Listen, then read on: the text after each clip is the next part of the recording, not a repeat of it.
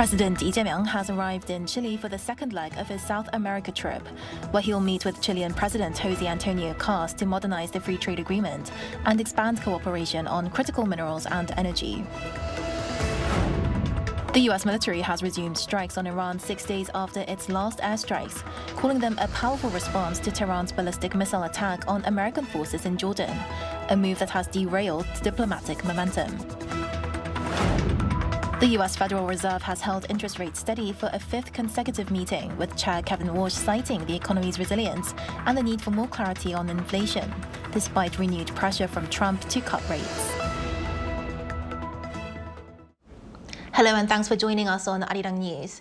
President Lee Jae-myung, who's on an overseas trip to the Americas, has landed in Santiago. He will sit down with his Chilean counterpart, José Antonio Kast, for talks on strengthening cooperation on a free trade agreement. Our Blue House correspondent Yoon Jung-min reports from on the ground. Having wrapped up his state visit to Brazil, President Lee Jae-myung has landed in Chile, the second leg of his three-nation trip to South America. Meeting the Korean community on Wednesday, President Lee highlighted Korea's ties with Chile. 양국 국민이 더 깊은 신뢰와 우정의 마음을 나누는 한-칠레 관계의 새로운 미래를 목격하고 있습니다. 핵심 강물, 청정에너지, 디지털과 인공지능, 과학기술과 문화에 이르기까지 양국 간의 협력의 지평은 점차 더 넓어지고 있습니다. The next day, he will lay a wreath at the monument for Bernardo O'Higgins, honored as one of the nation's founding fathers. President Lee will go to the presidential palace on Thursday to meet with his Chilean counterpart, José Antonio Kast, who took office in March. The leaders will attend an official welcoming ceremony, expanded talks, an exchange of MOUs, a joint press conference, and lunch. Their key focus is modernizing the Korea-Chile Free Trade Agreement, which hasn't been updated since it went into effect in 2004 to reflect new areas, including digital trade and environmental cooperation. We expect to dramatically increase trade with the South American countries and support our companies making inroads into the regional market. South Korea also looks to expand cooperation in critical minerals, energy, and food. Chile is one of the major producers of copper and lithium. We plan to strengthen our strategic partnership related to critical mineral supply chains and deepen discussions on diversifying sources of food and energy imports. Also on the agenda is cooperation for the UN Ocean Conference set to be co-hosted in 2028 by South Korea and Chile. After concluding the summit, Lee will attend a Korea-Chile business roundtable.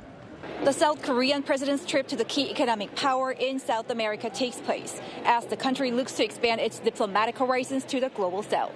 Yoon Jung-min, Arirang News, Santiago. As President Lee seeks closer cooperation in critical minerals, technology and trade in Santiago, Chile's ambassador to Korea says the trip could take bilateral ties to a new level. Our Oh Si-young sat down with him. A new big bang in Korea-Chile relations. That is the potential that Chile's top diplomat sees in President Lee Jae-myung's visit this week, from political to economic cooperation. The free trade agreement was a big bang 22 years ago. I think we need to have a new big bang in the relationships, and I think the visit of the president of Korea next week to Chile will do that. No, will push the relationship between Chile and Korea to a next step, to a new level. The deal helped raise bilateral trade from around $1.6 billion in 2004 to more than $7 billion last year. Chile is the world's largest copper producer and second largest lithium producer. Korea's strengths lie in advanced manufacturing, including batteries, electric vehicles, and semiconductors. So want now to Korea also to participate in the lithium ecosystem, to add value to bring technologies into the exploration and exploitation of lithium and other critical minerals in Chile. So that's the big challenge for both countries. How do we jump from a buying-selling dynamic to something much bigger, much broader? 8 rounds of negotiations have been held since 2018 to modernize the bilateral FTA. Lee's visit could provide political momentum for the next stage. We are looking to new areas. We are looking about artificial intelligence, about cultural industries. We want also to have cooperation on infrastructure, critical minerals. So the business delegation that will come with President Yi to Chile exactly points to those areas. So we're looking forward to good discussions between governments and also between the business sectors of both countries. The partnership also carries wider strategic significance for two trade-dependent middle powers facing rising protectionism.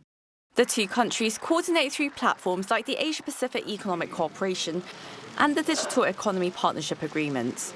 Chile also supports Korea's bids to join the Comprehensive and Progressive Agreement for Trans-Pacific Partnership and become an associate member of the Pacific Alliance.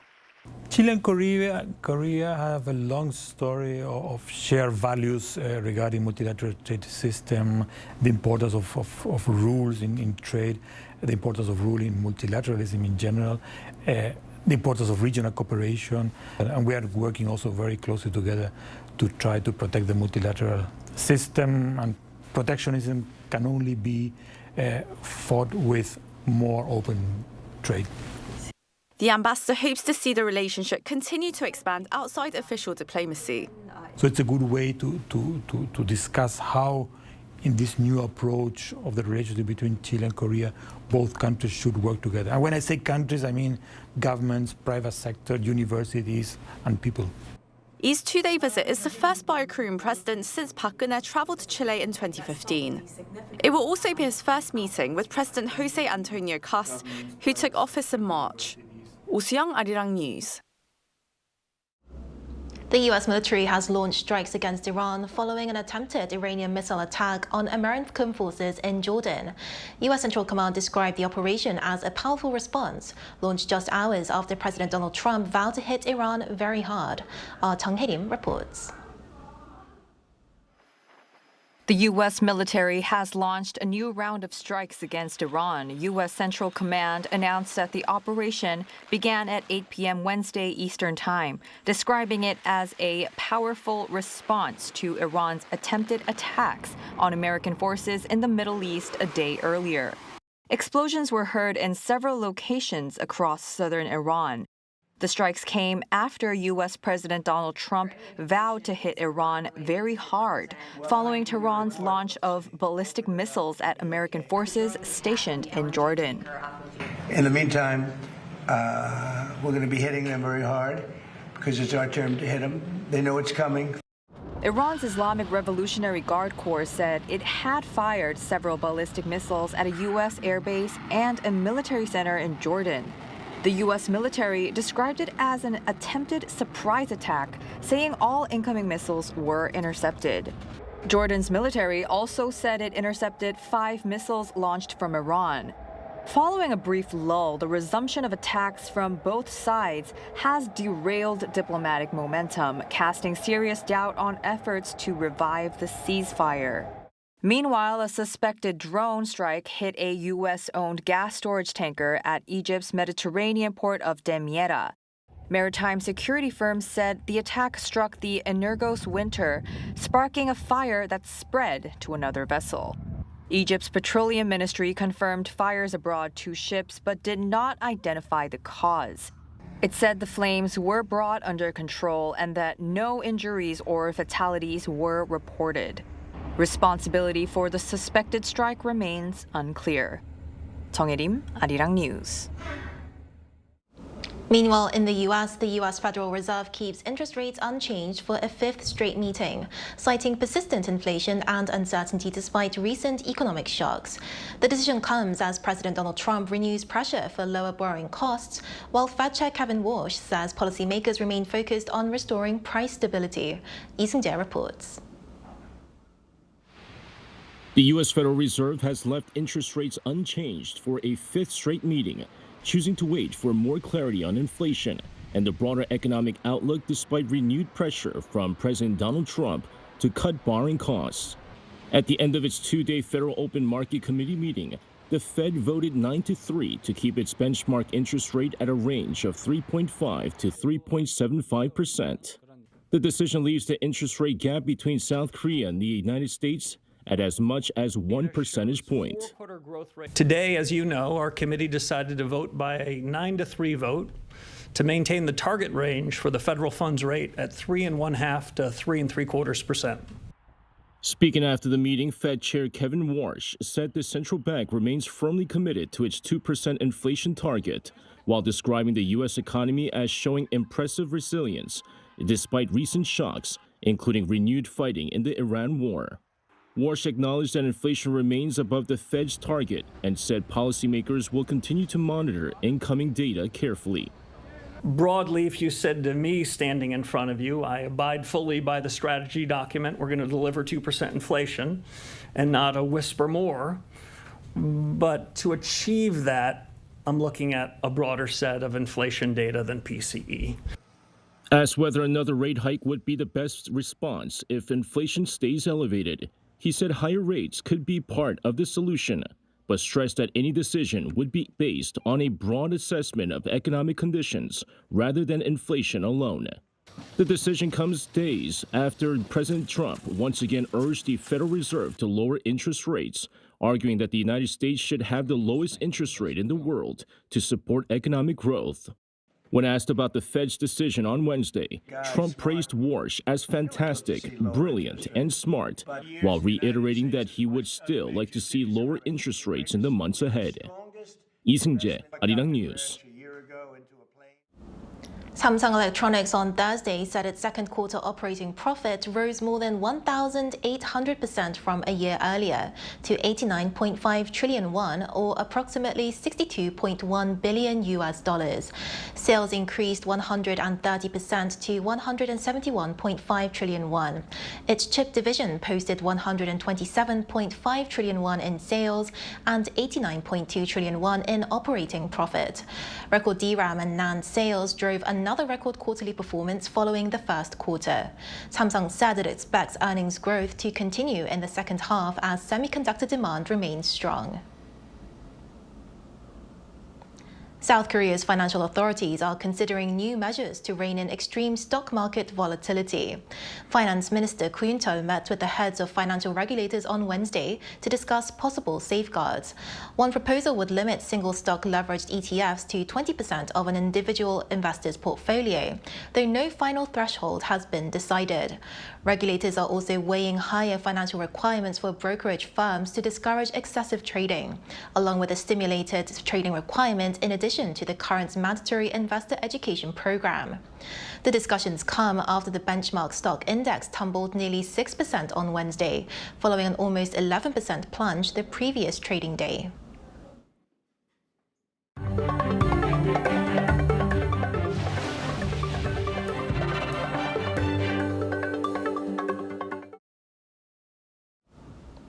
Korea is expecting to face another day of extreme heat today. Daytime temperatures are forecast to reach between 32 and 38 degrees Celsius, with the highest feels-like temperature expected to exceed 38 in parts of Gyeongsangnam-do province. Across most of the country, feels-like temperatures will rise above 33 degrees and above 35 degrees in many southern areas. Authorities are urging people to avoid outdoor activities and take precautions against heat-related illnesses. Tropical nights when temperatures remain above 25 degrees Celsius are also expected to continue nationwide. The ruling Democratic Party is looking to push through a major judicial reform bill at a plenary session this afternoon. The proposed bill is to amend the Criminal Procedure Act by stripping prosecutors of their authority to conduct supplementary investigations. Instead, the police would be required to carry out additional investigations requested by prosecutors within 1 month, and victims would gain stronger rights to challenge police decisions, a measure aimed at softening the impact of removing prosecutors' investigative powers. However, the main opposition, People Power Party, has vowed to block the bill through a filibuster, arguing that there should be a bipartisan agreement on solutions to safeguard victims and prevent investigative gaps. Alongside this bill, the plenary session is to introduce a special bill that should shorten the parliamentary fast-track review process and a special council bill that investigates the recent local election ballot shortage. Korean rice farming expertise is taking root in the heart of Africa, and with the help of the South Korean government, it could be a game changer for the continent's food security. Our Kim Se-young reports. Deep in the rainforest of Gabon is an unlikely sight. Rice paddies carved out of the jungle. Farmers pump in water, improvise seedling trays from cut plastic bottles, and carefully transplant each seedling by hand, measuring spacing with their fingers. This is Arirang in Gabon, and what researchers and locals are planning could change everything. We took over this rice field in May, and we're looking forward to harvesting around September. The rice itself is a product of decades of Korean agricultural research, but they've been bred to thrive in African soil. Along with two other varieties, this rice was officially registered last August as Gabon's first nationally certified rice variety. It's pest-resistant, and by all counts, it tastes good. We're aiming to secure around 9 tons of seeds of these 3 varieties, and we plan to bring the number of rice farming households up to 1,100 by the end of this year. Across Africa, rice demand is growing by more than 6% every year. Yet, 21 countries import more than half of what they consume. Over the past decade, South Korea's Rural Development Administration has developed and registered 71 rice varieties across 15 African countries and trained 44 African rice farmers in the process. This is truly a meaningful initiative, one that lays the foundation for food security and self-sufficiency in Africa. Korea's farming technology is uniquely reshaping Africa's agricultural future, one rice paddy at a time. Kim Seoyoung, Arirang News.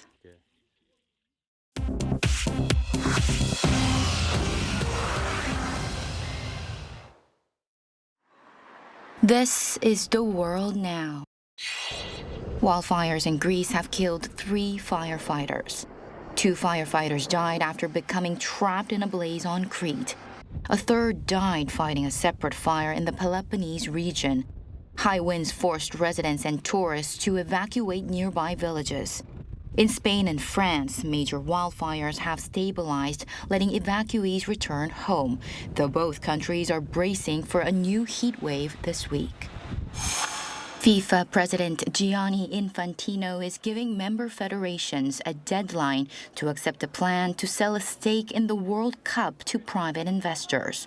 Infantino on Wednesday set a September 19th deadline for federations to accept $20 million each as part of a plan to create a $20 billion FIFA subsidiary, partly owned by private investors.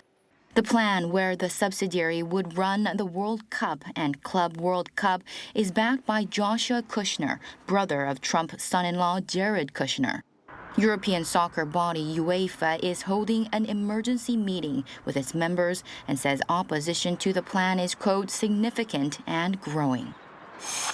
Kenya's Wildlife Service says 15 elephants have died in the Amboseli area near the Tanzanian border over the past month. 10 of the animals showed similar symptoms, including partial paralysis, and died within a day or 2.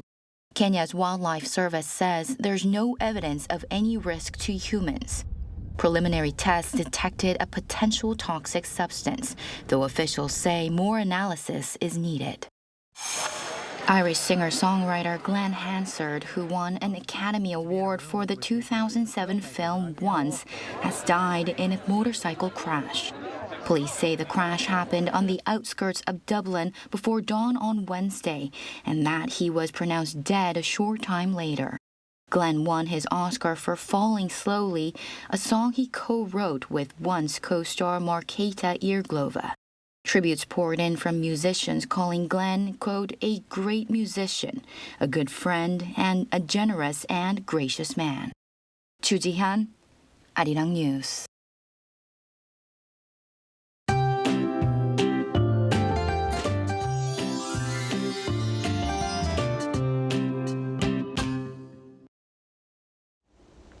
The scorching summer heat is showing no signs of easing. Under strong sunshine, temperatures are soaring once again, and dangerous heat continues across much of the country.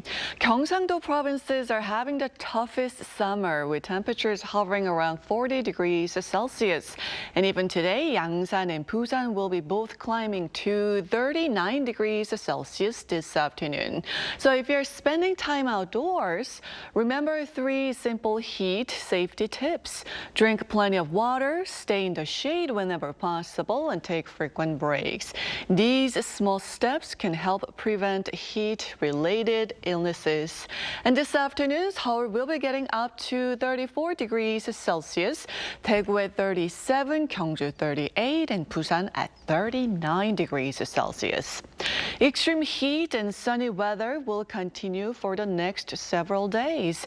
And as we move into August, the heat is expected to become even more intense.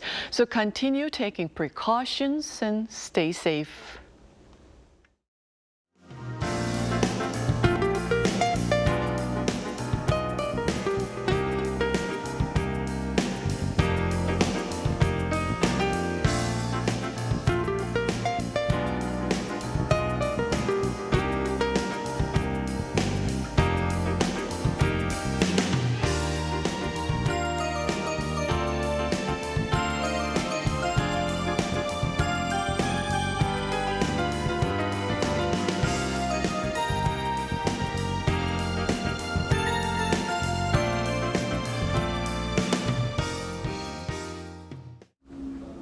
That's all we have for today's noon edition of Arirang News. Thank you for watching. Arirang News will be back at 5 p.m. Korea time. Stay tuned.